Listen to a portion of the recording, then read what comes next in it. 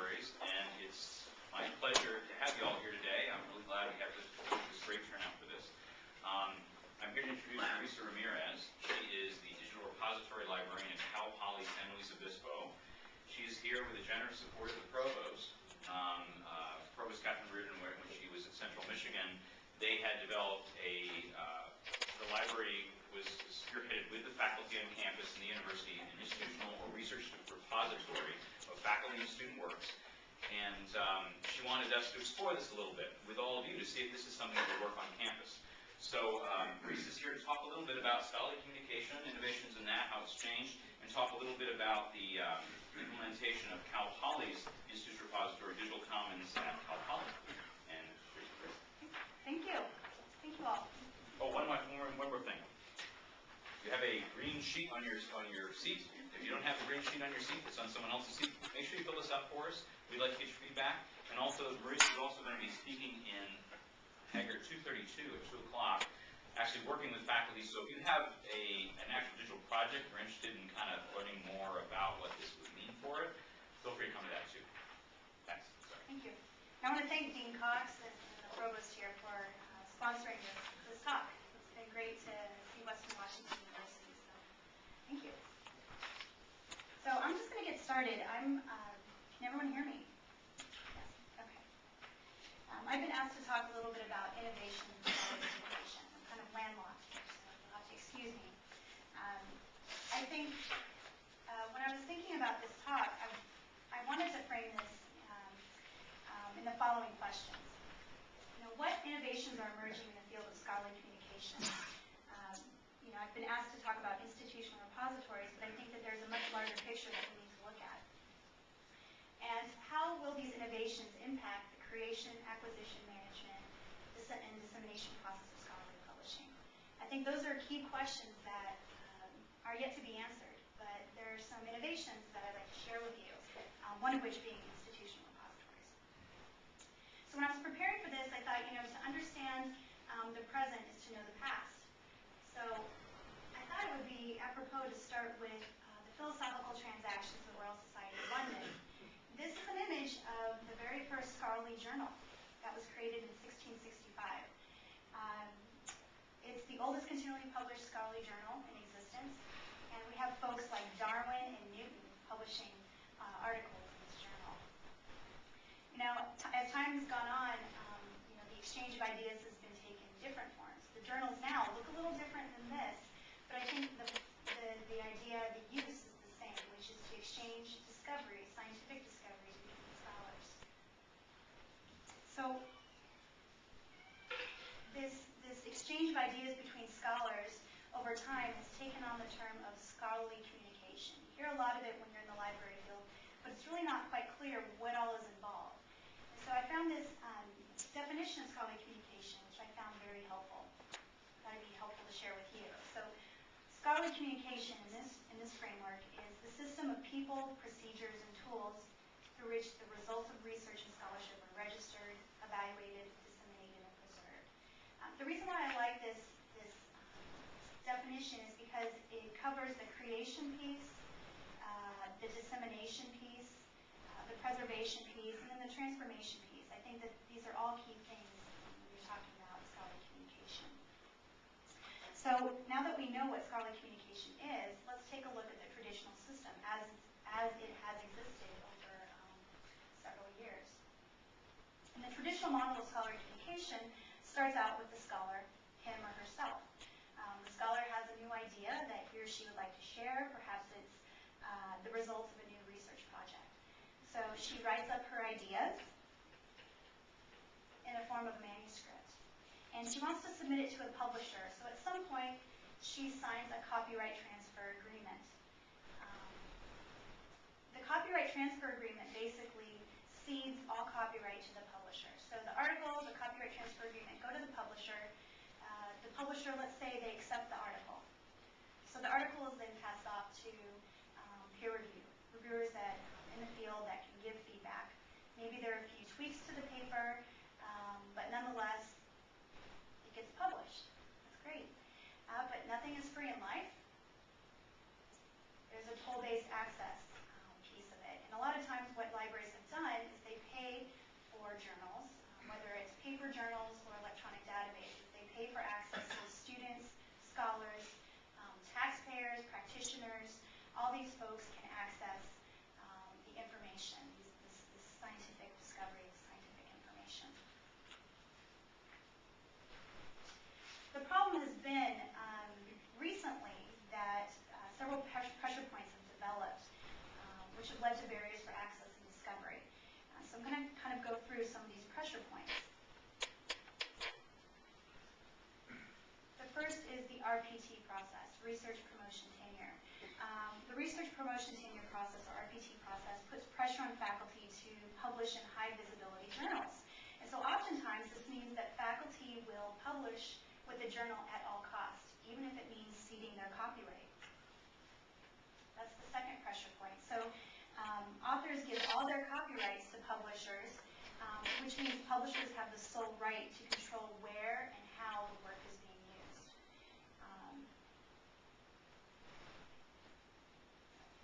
The next one is bundling and big deals. People who are involved in the library will be more familiar with these terms.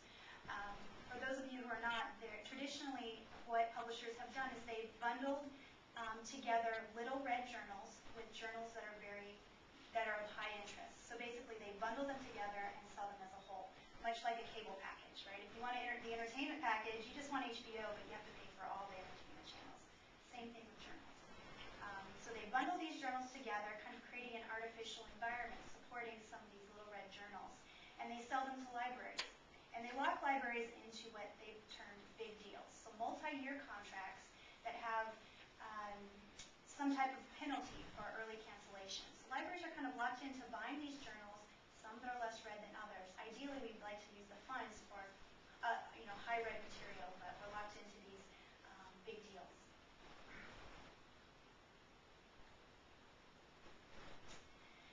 The fragmentation and proliferation of journals also is a pressure point. It makes it very difficult for libraries to collect core journals because truly there are no core journals anymore. If there were one or two, that'd be great, 4 or 5, great, but it's proliferating, becoming truly a problem to collect all the journals that are out there in a particular discipline.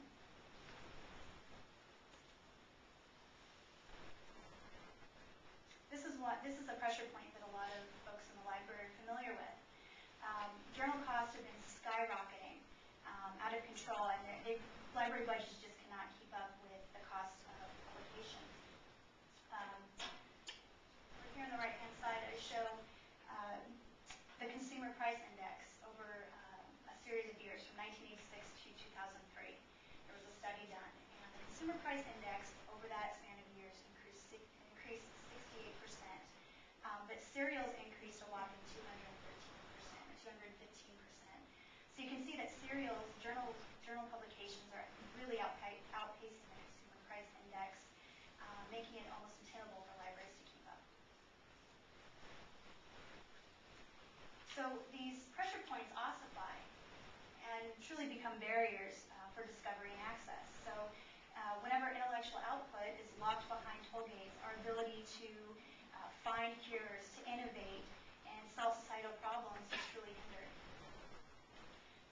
But on the right side, there are many innovative approaches that try to sidestep this traditional publication model. What we're seeing is kind of this, we're seeing a lot of technology emerging that allows scholars to circumvent and kind of contact scholars directly instead of having some type of mediary. One of the innovations are institutional repositories, or IRs. You'll hear that as well, institutional repositories. The Digital Commons at Cal Poly is an example of that, where faculty are able to put their scholarship in one centralized online place. So one person can go to one website and see the wealth of intellectual output created by the university. Another innovation that kind of broadens this discourse, repository or discipline-specific repositories like Archive for high-energy physics. This database, or this IR, is actually discipline-based. It hosts preprints of articles. So if you're a physicist and you want to get your paper published, now it's kind of like, well, you need to put it in Archive, get the peer review back from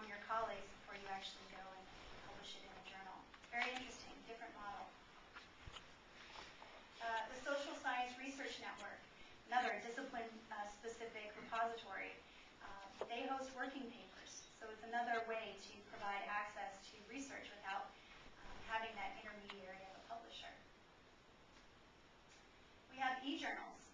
The Public Library of Science is an electronic journal that produces very, very high quality research in an openly accessible way. So no longer do you have to pay for access. Anyone with access to the internet can download this very high quality research. This becomes key when you're looking for, if you have cancer and you're looking for a cure and you're interested in something very specific. These are not locked behind toll gates anymore. You can access this research. Interestingly, scientists are now sharing their data. They're logging it in databanks online. So people can access the data, they can reuse the data, they can cite the data. Very interesting development. And then the University of California folks have developed a tool called SciVeed, which basically hosts lectures and presentations produced by their faculty. So maybe kind of like a file format specific repository. These are all examples of how the channels of discourse are truly broadened by technology. So what this means is a manuscript, can be vetted by peers here before publication happens. And the assigned roles that were in that traditional model are truly up for grabs. A library can become a publisher. A faculty member can become a publisher. They can self-publish their own work. I think that we're going to see a lot of changes. Let's talk about institutional repositories just for a moment before we continue on with scholarly communication. At Cal Poly, we've designated our institutional repository as a centralized online place to showcase a wealth of scholarly and intellectual output by the university. So this means we host faculty work, peer-reviewed faculty work, as well as presentations, working papers, white papers. We have student projects, student senior projects, master's theses. I think there's a whole wealth of information that's out there on the campus, and putting it in one place helps with increasing the visibility of the campus, increases accessibility to the items, and availability to the scholarly contributions. The IR has a lot of different functions. It can support the research promotion tenure process in terms of hosting the peer-reviewed content. So maybe the faculty member deposits their peer-reviewed content on the university institutional repository, and once they submit their packet, they are able to just provide links back to the papers. So their committee can basically download the papers at will. Advancement can use the IR to point potential donors back and say, hey, did you see that Professor Smith has done some really amazing work on marine biology? Take a look at his papers. It's a way to point people back and to see what the university has been doing.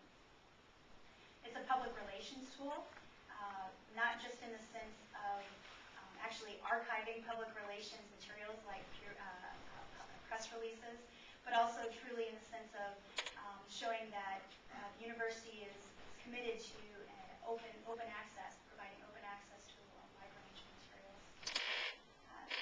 The president at our university has used our repository for recruitment, specifically student recruitment. I shared in my previous presentation the fact that we have senior projects. We're largely an undergraduate institution, and so our undergraduates at the end of their 4 years deposit a senior project in the library. Previously, it was on microfiche, so not too accessible. Now students are able to deposit their senior project in the medium that was created, digital. Students create their paper in the digital format. They submit it to our repository, and now the president is able to go to parents and potential students and say, at the end of 4 years, you'll be able to do this quality of work. Really great way to show the students the type of education they'll receive instead of just telling them. We also support e-portfolios and other campus activities. So the repository has a wide range of functions on campus. It's not solely for scholarship. It has a lot of different functions. It can serve a diverse set of audiences. For example, we've been able to solve chronic content management problems for the Office of the Registrar. The Office of the Registrar on our campus hosted course catalogs, and they had a person devoted to responding to requests for copies of this and copies of that for course catalogs. And we were able to talk to them and say, hey, we will archive your course catalogs in a digital format, so next time you receive 1968 course catalog, point them to Digital Commons. And so they paid for the catalog digitization, and we were able to post them in ION. Public affairs, we were able to deposit press releases dating back from 2000 to present time. The Public Affairs Office was getting a lot of notices from the IT folks saying, you're out of space, you need to find another place for your press releases. And we were able to step in and say, you know what, we'll host them. We'll put them on our institutional repository. We'll serve as an archive for your press releases. You can keep the current year, but we'll serve as an archive. And that's been a really wonderful kind of relationship that we've developed with them. And finally, facilities planning.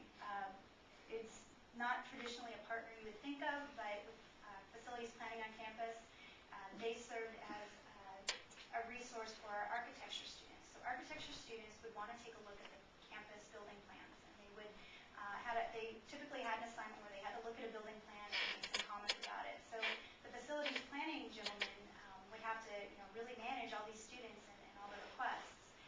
The fact that we were able to digitize them, make them available online in a centralized archive, we were able to support education, we were able to support the curriculum. Okay, so we've talked about the library kind of perhaps taking on the role of publisher. We've talked about the scholar taking on the role of perhaps publisher. Well, what about the publisher? I like this quote by Michael Nielsen. He's a physicist that writes about the future of scholarly communication.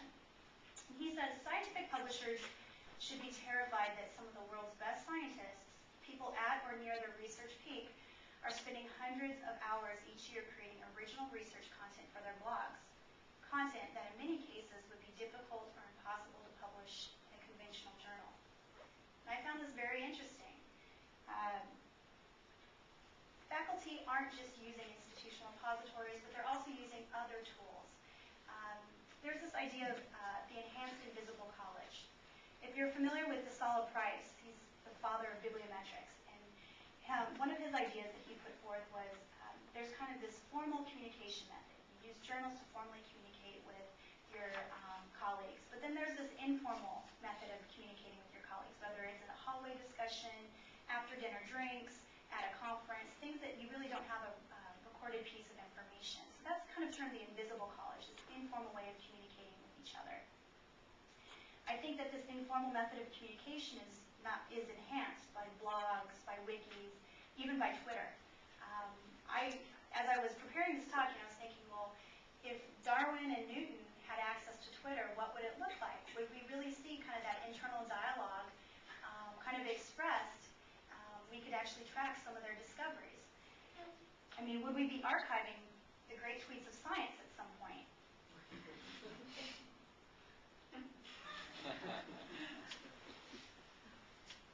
So if you can't see it, Newton's saying he's chilling in his garden, and then all of a sudden he had an apple for lunch. You know, you can kind of pinpoint the time that he came up with that.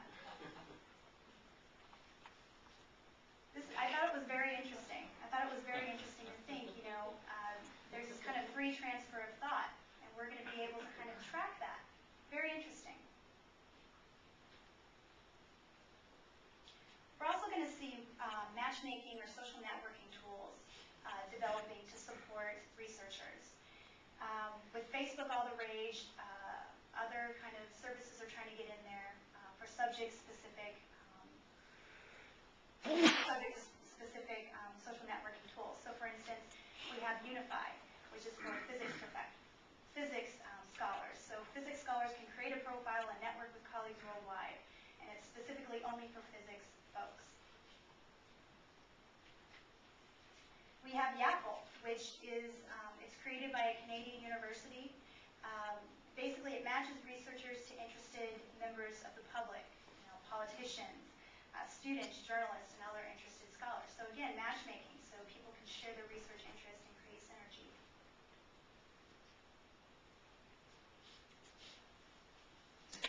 We're going to see real-time collaboration tools improve.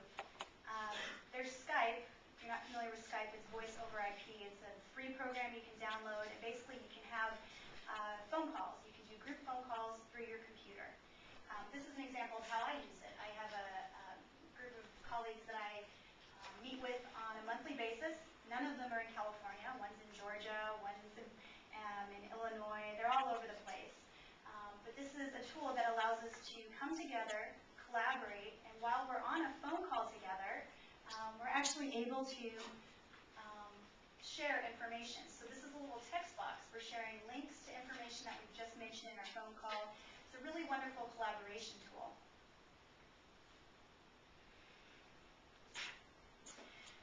Google Docs is another. That seems fairly obvious, but I think researchers are going to continue to adopt this new technology, particularly as it becomes more robust. I think that Google Docs will become even more popular when things like LaTeX are kind of included. Tools for specific types of data gathering will be incorporated into Google Docs. That's when it's really going to take off for researchers. Before I move on, I want to talk a little bit about IR+.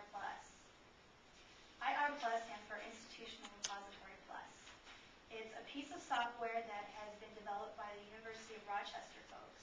And basically what it does is it provides a collaboration space for faculty to share research within perhaps their research group and to develop a paper or some type of piece of work.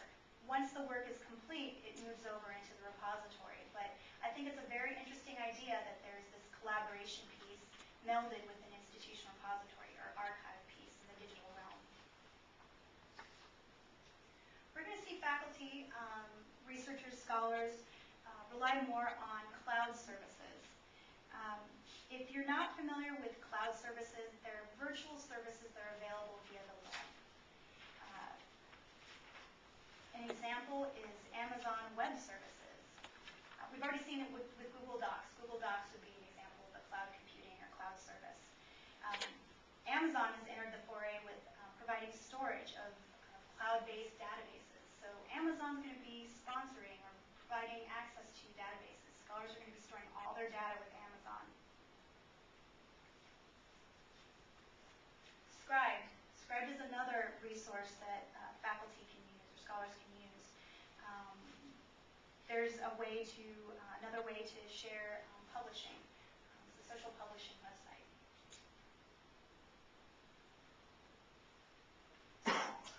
We're going to see an increased use of print-on-demand services. If you're familiar with Lulu.com, basically a faculty member, all he or she has to do is upload a work and then set a price. So folks from the outside world can say, you know what, I am going to purchase that book for $25. Lulu serves as the intermediary and then publishes, basically prints out the book, binds it, everything, and sends it to the person who purchases it. Very interesting. Totally bypasses the publisher. We're also going to see the advent of e-textbooks. I know University of Texas has kind of dipped their toe into providing e-textbooks for their students. I know on campus I've kind of done a straw poll. Our students are very interested in having electronic access to textbooks, being able to search for a term throughout the chapters. We're going to see a lot more developing, and I think it'll be very interesting to folks in the bookstores as well as in the library, people who are developing the curriculum, faculty and students. In terms of discovery, I think we're going to see push recommender sources or services, kind of like Netflix or iTunes developed for scholarship. Perhaps after a paper has been accepted versus published, maybe you can set a search term and the publisher will notify you as soon as the paper's been accepted so you kind of know what research is coming out. I think that would be very interesting. There's been some talk about that. Improved searching and citation counts across the whole landscape of scholarship I think will also need to be improved. Right now you can use ISI citation counts. You can use a tool that basically looks at peer-reviewed published research. But what about those white papers? What about those presentations? A lot of that material is now being made available online, and it is representative of the wealth of intellectual output by a faculty member.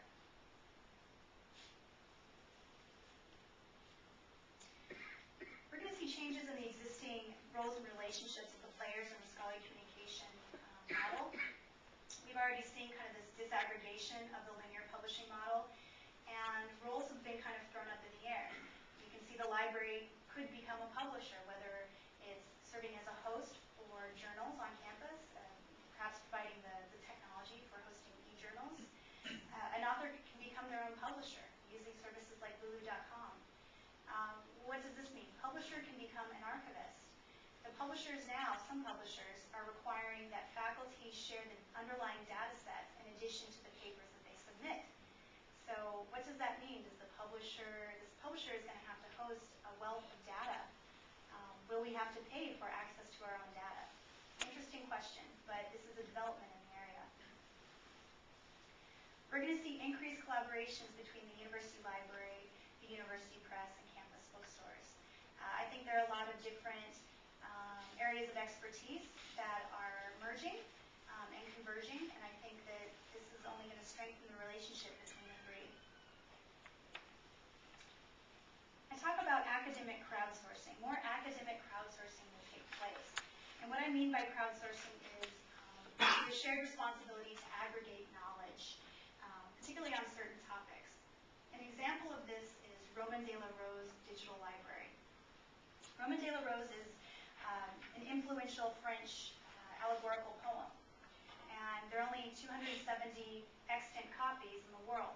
And so to actually study these copies, wouldn't it be great if you had them all in one place? Well, that's not really possible in the physical world, but what scholars are doing is digitizing their copy and then placing it in one central place so that people can study all these different copies. It's interesting that folks will want to collaborate in this sort of way. We're going to see new relationships forming between the scholars and their own research. New areas of research will open up, and one area is called digital humanities. It's a field that studies the intersection between technology and scholarship. So understanding how technology impacts how people publish and other scholarly activities that are undertaken.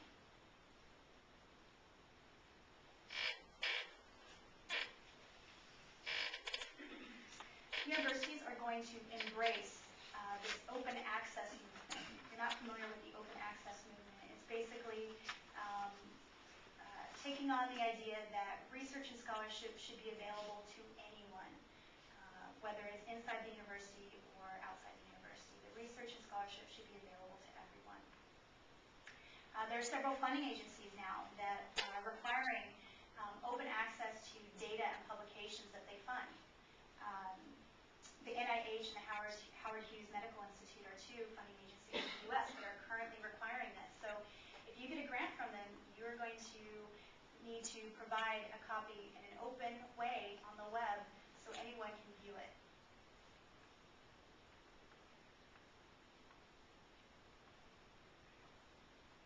University policies are going to change to reflect support of open access.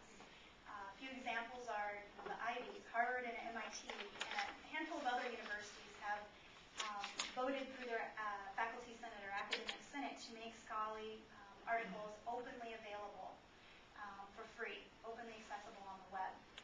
Basically, the academic senate, along with some faculty themselves, work together to specify that authors, by default, retain copyright to their own work. Because a lot of times, we've already seen, copyright is signed over to the publishers, and then the publishers control how the work is accessed and that sort of thing. So Harvard, MIT, and a few other universities have passed measures so that faculty by default retain copyright to their work, regardless of any agreement they have with the publisher.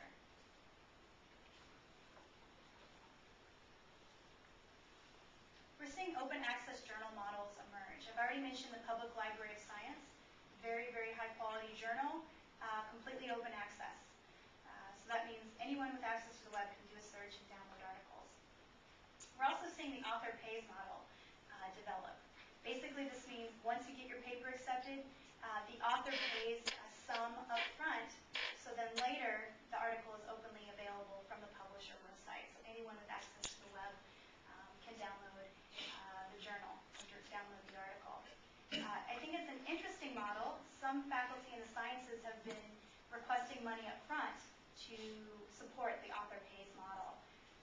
It'll be interesting to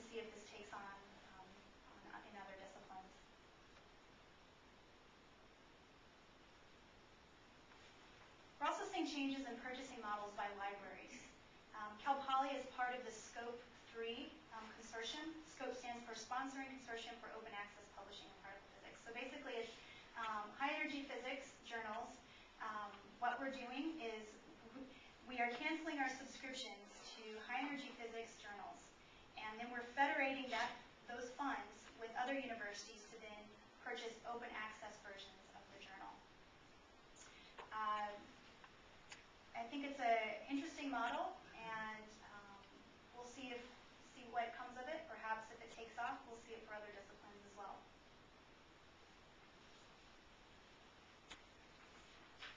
So what's the impact of all these technologies? We're going to find that there's enhanced discoverability of a myriad of resources, whether it's PowerPoint presentations or peer-reviewed work.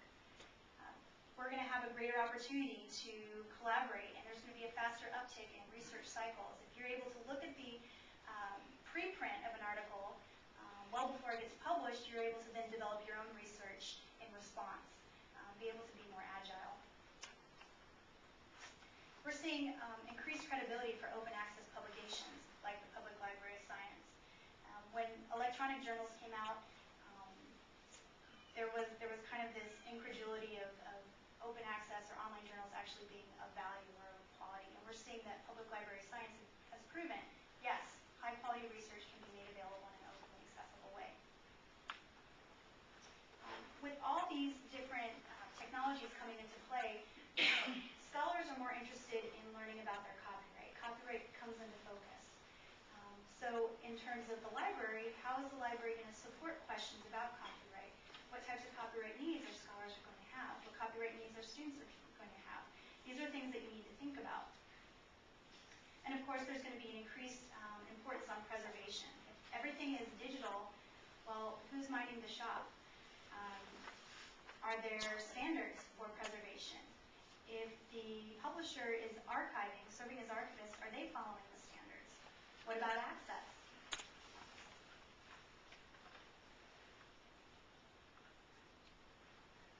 What does it mean for libraries? I'm going to kind of drill it down for the library.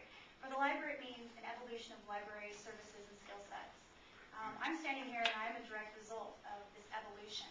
I'm an institutional repository librarian. 10 years ago, I don't think you'd find a position like this, and now we're seeing that lots of these positions are popping up.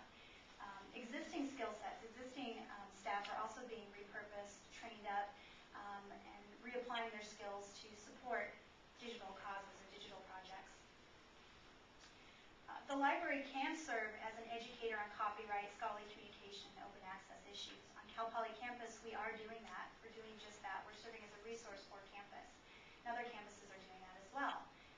I don't think we would have that opportunity unless some of these technologies came into play. There's going to be greater access to unique collections. We're going to be seeing digitization of university archives, special collections. People will be able to do research from the comfort of their own home. They're able to do a little bit of that now, but it's only going to be enhanced as we go. And of course, we're going to see a broader capture of scholarly content, whether it's preprint, postprint, white papers. We're going to see a whole swath of scholarly materials. The two things that libraries need to keep in the back of their head are preservation. How are the items going to be preserved? Because that has traditionally been our role, to serve as a steward of the materials. We're going to have to be sure that we preserve the digital materials much like the paper materials. And any services we provide, we have to be sure that they are sustainable. That if we truly are to succeed, that we don't become a victim of our own success. So what is the future of scholarly communication? I kind of started out with this, and I'm going to end with just saying, nothing is built on stone. All is built on sand, but we must build as if the sand were stone. I really wish I had a crystal ball and could see into the future, and I'm not able to really predict what's going to happen, but I can leave you with some final thoughts. We know the scholarly communication model is in transition. We need to be aware of new communication tools that are emerging, because as we've seen, scholars will be using them in new and unexpected ways. As a library, we need to be flexible and open to new opportunities that can further enhance our services to faculty, students, and the community, particularly in this shifting environment. And an institutional repository is one piece of that. So I can leave you with some questions to reflect upon, but I'd be glad to take questions at this point.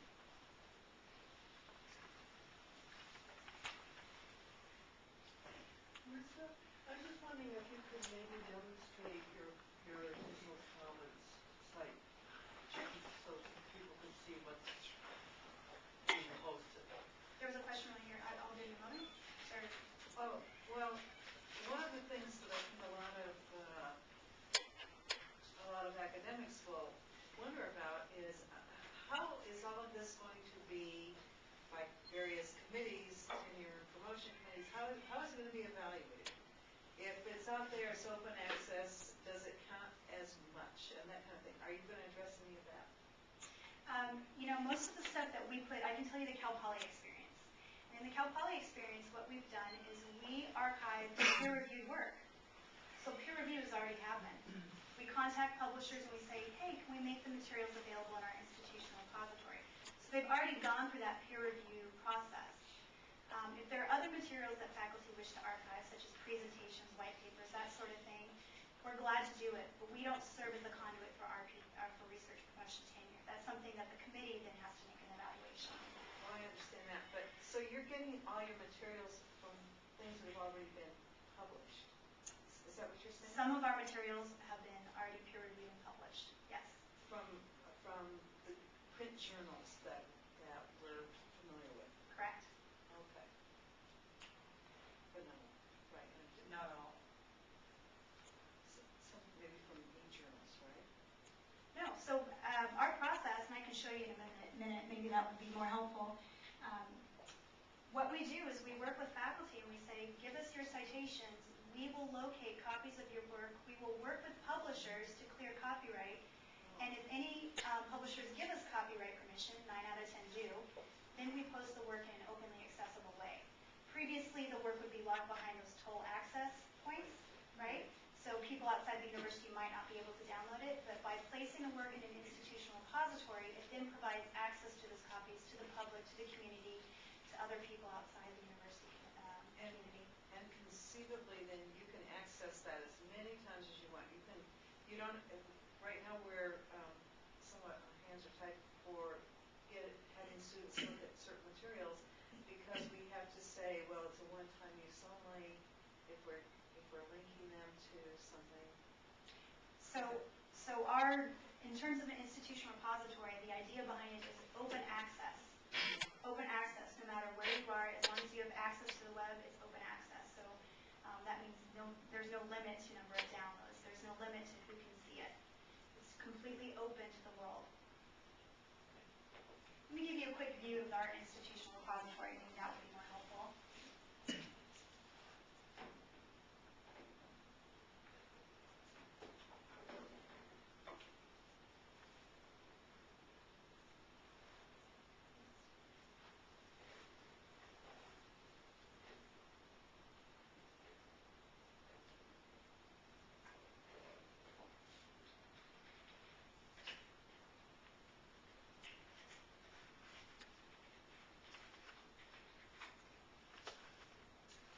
So this is our institutional repository. It's no different than a website, right? Just to kind of give you an idea, this is the Robert E. Kennedy Library website, and we're linked. Our repository is linked in the lower left-hand corner here. So we can get to digital commons at Cal Poly, and the site is organized a variety of ways. So people can look at or surf the information by college department or administrative unit. Faculty who participate in the digital commons at our campus get a profile page that lists all their work that they've provided to us. We also have campus journals that have decided to go electronic due to budgetary reasons. We have master's theses and graduate research. So every graduate student who produces a master's thesis now electronically submits it to the repository. Same with senior projects. We're primarily an undergraduate institution. We get a lot of senior projects, which is a culminating piece of work at the end of 4 years. So they upload electronically their senior project. let's just kind of take a look. This is a colleague of mine, Brett Bodemer. So he produced a review. And you can see there's an author name, there's a brief bibliographic description.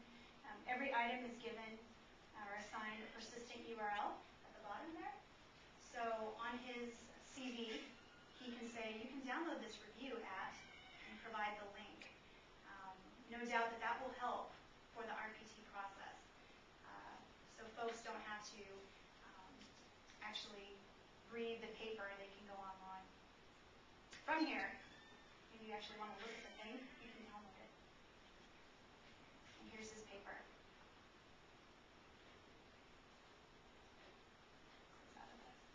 This was a published paper? This was a published paper, but the publisher said that we can only use a post-print version. So that means after peer review, but before all the copy editing has happened. So if we take a look at the download again, you'll notice that it looks like a document that he's created. It doesn't have the nice formatting from a publisher, but it is peer reviewed. And this is something that the publisher, these are conditions of the publisher. The publisher says, sure, you can put it in the institutional repository. Anyone can download it, but we get the final PDF. We get the nice PDF. You can use a post-print version. Does the publisher try to monetize that at all then? No. Let me show you. I've been showing folks electrical engineering because that's more science-based. We've been working with electrical engineering quite a bit. We can browse by college department administrative unit here. We have representation from all our colleges and most of our departments. We've only been in operation for 2 years. And we're the #1 repository for Berkeley Electronic Press repositories, folks on using our software. Let's see here. So electrical engineering is the department we've been working with. You can see the information is listed in reverse chronological order. We kind of have the title and the authors, but if you want to see something, more specific information, you can click on the title, and then you're given a bibliographic display again. Can we see an author's page? Sure. Sure. Let's pick on Fred DePiro. You can see that every faculty member that we work with gets a profile page which lists all the work that they've deposited into our institutional repository. They can provide, a brief narrative, maybe about their pedagogical approach or about their background. Of course, you have a picture on the right-hand side with their title, contact information. A lot of times folks want to post their CV, and that's where their vita goes. We have areas of expertise. So when we had recent earthquakes in California, we got requests for, well, who's the earthquake specialist? And so our public affairs office was really able to respond to that quickly, doing a search in Digital Commons and saying,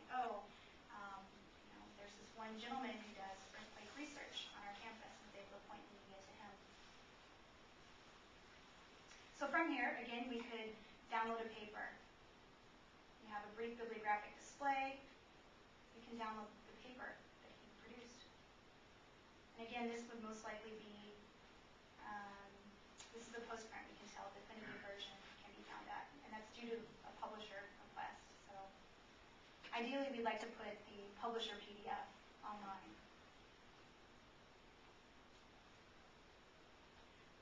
Marisa, do you have some examples of, I know there was some interest in, for instance, if somebody could have a streaming video or film, or even a videotape of a presentation like this presentation, or maybe music, and that was asked at a previous. Do you have any examples like that under the College of Humanities? We don't have a video yet. We're working on it. Typically what happens is the person uploads the video to the Digital Commons and then simultaneously also provides access for YouTube. So basically we can have people look at the YouTube video in the repository. It's something that it's specific to our vendor and to the software. In terms of music, we have students who submitted, let's take a look. We have music students who do a final performance as their culminating experience. And this is an example of a mezzo-soprano recital.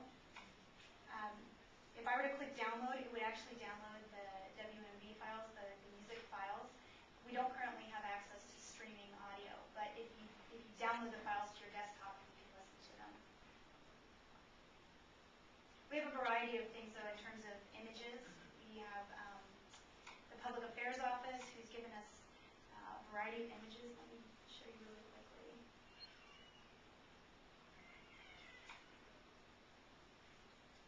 This is kind of a nice one.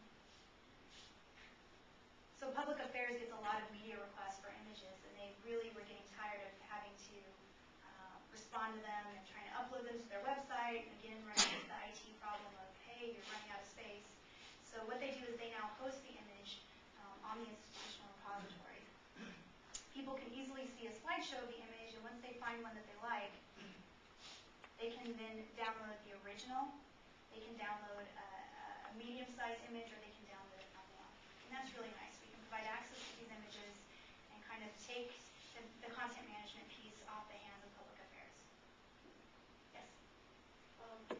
When you say host on the university repository, do you link to an outside source, or do you actually use the university space itself, web space itself, to download articles? So in terms of Cal Poly, we use a vendor-based solution. The vendor that we use is Berkeley Electronic Press, and they put out two pieces of software that we use, the Digital Commons piece and the Selected Works piece. The Selected Works piece is that nice profile, the faculty profile piece, and the Digital Commons piece is what is referred to as the repository piece, so truly an archive. Because we had limited IT staff that could help with this project, Berkeley Electronic Press actually serves as the host to the information. So we are literally we're locating PDFs and materials, and we're uploading them to this service, uploading them to this piece of software. So the vendor is hosting the content. We're not providing links to anything. We're actually providing access to the actual PDFs. How much do they charge?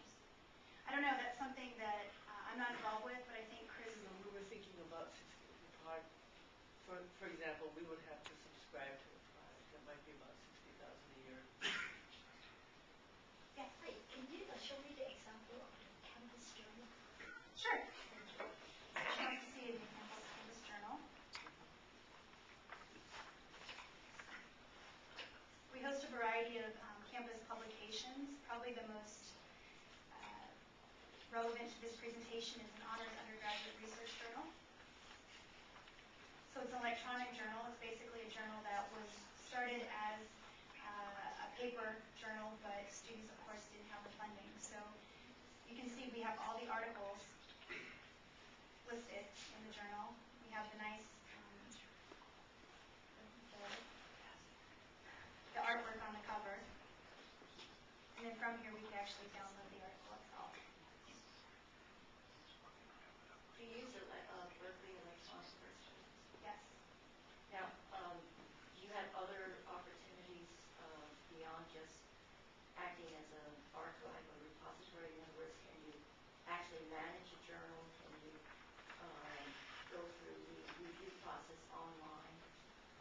Can you send out notices through online, things like that? Yes. And in fact, that's a key piece of the repository. I think they started out, Berkeley Electronic Press started out as an electronic journal publication tool. So the repository piece is kind of added on. So they do have the peer review functionalities. They do have the notification. They have that management piece on the back end. So you can actually manage the ingest and the publication piece all in one tool.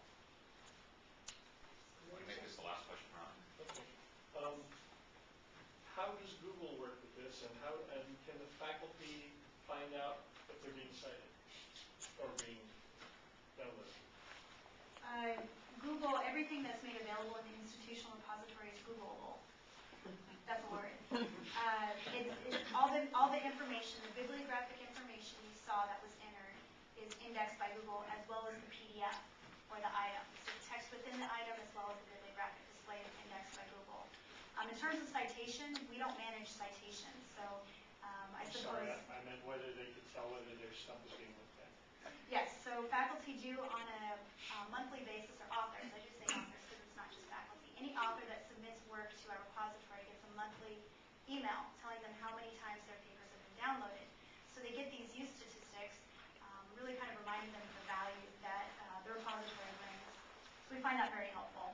Folks use it in RPT, folks use it for other means as well, but it really shows